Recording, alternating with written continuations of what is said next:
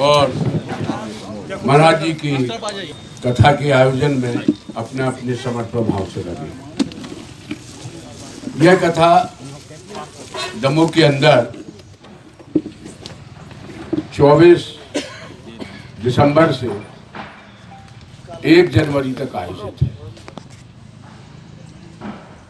इस कथा के पीछे बहुत बड़ा एक उद्देश्य भी छुपा है।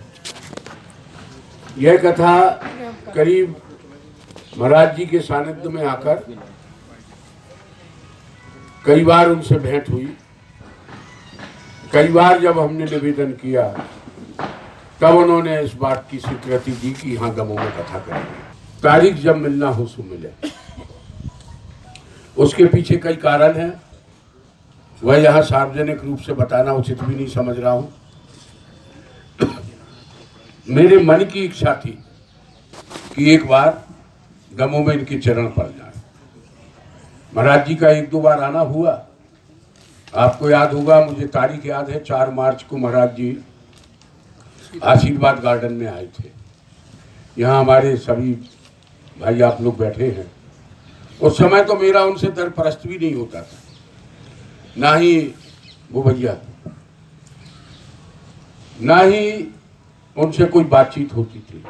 पता नहीं उनके मन में क्या आया और उन्होंने कहा कि टंडन जी यहाँ हैं क्या।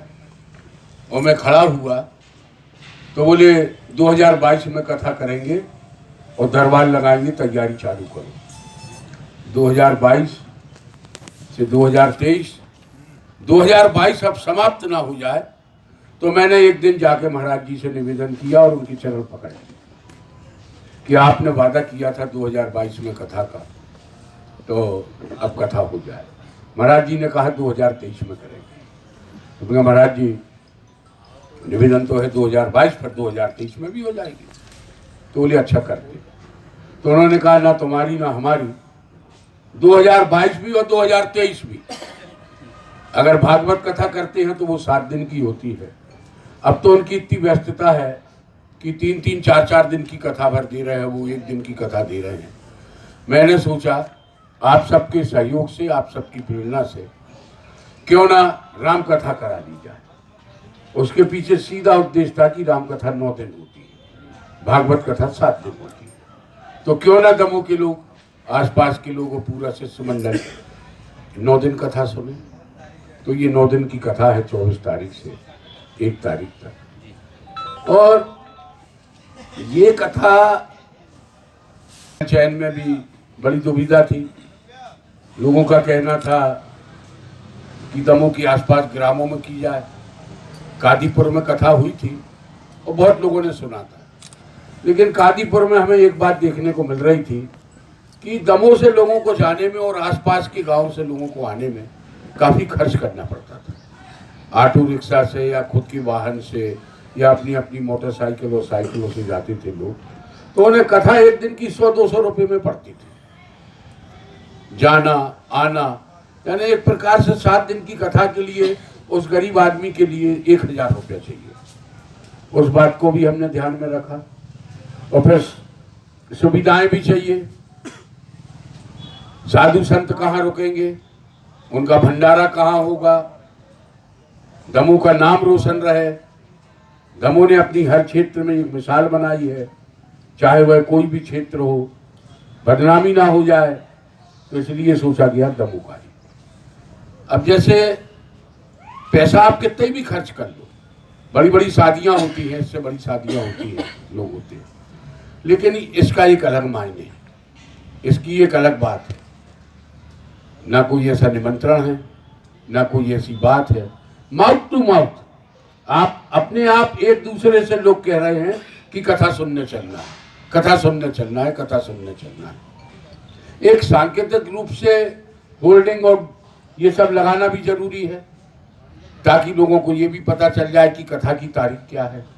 इसमें ये उद्देश्य नहीं है कि अजय टंडन कथा करा रहा, ये कथा अजय टंडन नहीं करा रहा, पूरे शिष्य मंडल और पूरे दमोह के लोग करा रहे और धर्म को मानने वाले लोग करा रहे। की अलग व्यवस्था है और हमारे जो वृद्धजन हैं उनके बैठने की अलग व्यवस्था है, सभी लोगों की अलग बैठने की व्यवस्था है। और मुख्य बात ये है कि एक पंडाल के नीचे कम से कम 60-70 हजार लोग एक बार में कथा सुन सकते हैं। बगल में जो खाली जगह पड़ी है, आवश्यकता पड़ने पर वहाँ भी पंडाल लगाया जाएगा। इस ग्राउंड की कैपेसिटी 1.5 लाख है।